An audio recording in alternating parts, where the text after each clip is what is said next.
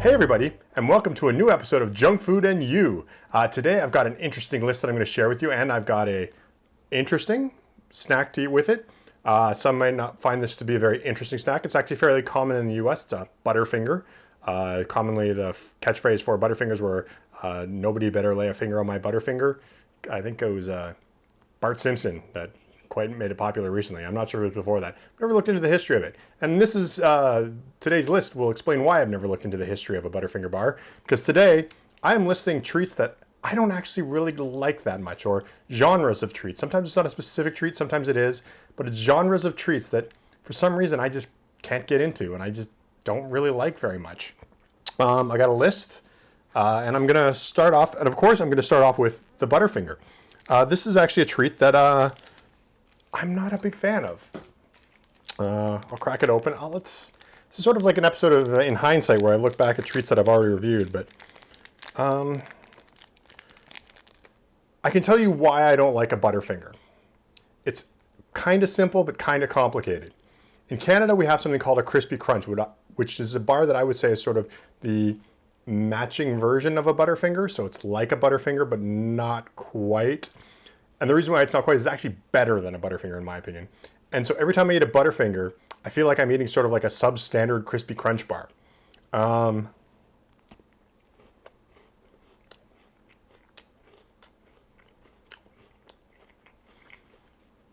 The thing I'm missing, you get a little bit of it with a Butterfinger, is peanut. There's even peanuts on the package. But for some reason, I just feel like there isn't a strong peanutty flavor. Whereas a Crispy Crunch bar, which ironically doesn't really, I think it advertises it has peanuts in it, but it's more of it's got a sort of denser toffee. This is sort of layers of toffee, and so is a Crispy Crunch, but it's a little denser, the toffee in a Crispy Crunch bar.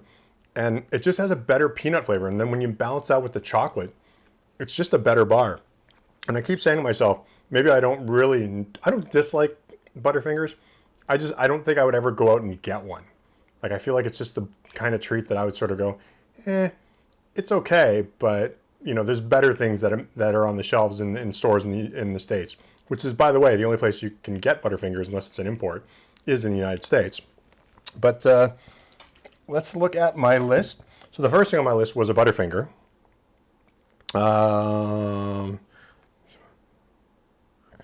So next is licorice. I've eaten lots of licorice things here. In fact, I had a time period where I was doing everything in my power to try and gain a taste for licorice, but I just can't love it. I've gotten to the point now where I can tolerate it, but there was a long time where if something had licorice in it, it was pretty much I was not going to like it. One of the things that sort of increased my like of licorice has been the Finland and Sweden and sort of the Nordic countries. They mixed their black licorice with chocolate. And that's a really good way to enjoy licorice if you're not a big fan. It really mellows out that sort of sharp, acidic flavor of licorice that licorice normally has. So that'd be a good way. If you want to, the worst way, Dutch licorice. Double zoet is like super salty, acidic licorice. I've reviewed a bunch of them. They generally don't do well on my site, but on Candy Critic. But you know, I can understand people like them. I can't gain a taste for it. The next thing I've got on here is marshmallow. I have a real problem with marshmallows. The problem I have with marshmallows isn't the texture, strangely enough, because I don't mind gummies. The problem I find with marshmallows is generally the flavor. I find that there's just a lack of really strong flavor. Like, there's sort of a slight vanilla flavor that most marshmallows have, but it just doesn't seem to work. Like, I've had flavored marshmallows, and I've had handmade flavored marshmallows before, and they're often fantastic.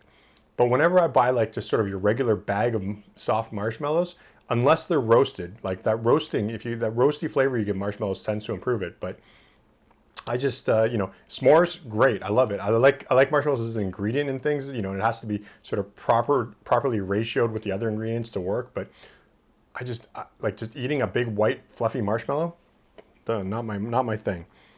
The next thing is going to be similar to the Butterfinger, Hershey bars. I don't really like Hershey bars. I've had a few of them. I've had a few of them with ingredients. Most of the time when I've had a Hershey bar with an ingredient, it's the ingredient is the reason why I like it, not the Hershey bar itself. The only Hershey bar that I can say that I kind of like regularly is the cookies and cream one. But a regular Hershey bar to me is just sort of like meh chocolate. I mean, I guess if you put peanut butter on it or something, it's fine. And some of the chocolate chips are okay, and Hershey's Kisses are okay, but just a standard Hershey bar to me is kind of not great. I mean, it's not something I'd go for. After this, something called a Big Turk. Now, if you're not from Canada, you may not know what a Big Turk is, but it's basically a Turk. They call it a Turkish delight covered in chocolate, but the stuff inside of it is not Turkish delight whatsoever. Like, I'm actually a fan of Turkish delight, like real Turkish delight, but this is just sort of like the red gummies you get from Gummy Feet covered in chocolate, and for some reason it just doesn't work for me at all. So, Big Turk bars, not a big fan. Anything with fake banana flavor.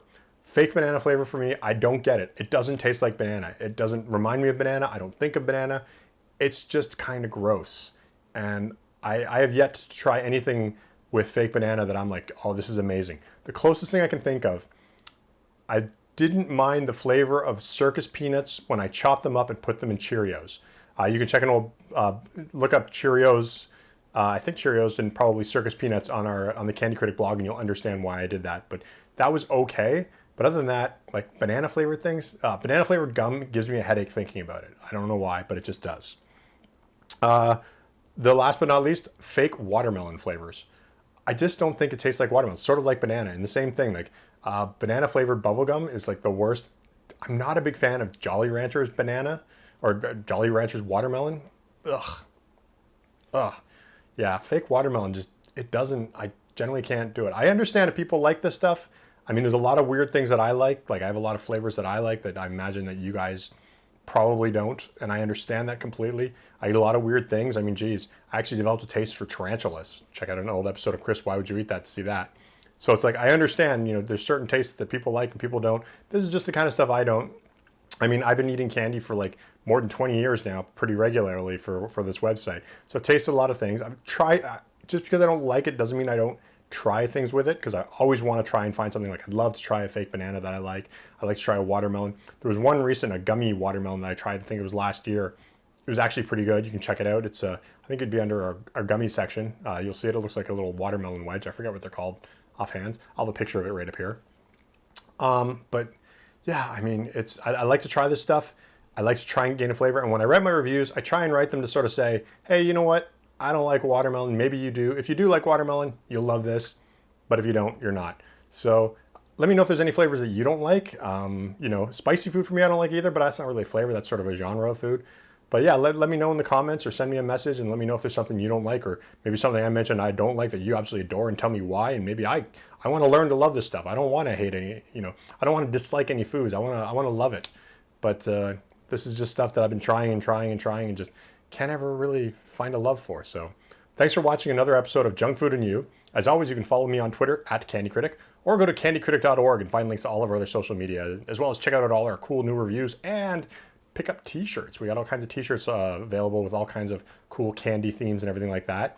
You can also go to our Patreon page, patreon.com/candycritic. There you can check out all of the latest cool stuff we've got, all the bonus material. You can also check out our micro comic Snack Facts, which is coming to an end. We're hoping to have some print copies out soon, so make sure to keep an eye out for that. But it's a 12-issue run with issue 0 as well tacked on, so 13 issues altogether. That should be wrapping up pretty soon. And so you can buy digital copies for 50 cents, but we'll have physical copies available soon too. Not sure the price yet, but we'll let you know. Thanks for watching, and we'll see you next time. Bye.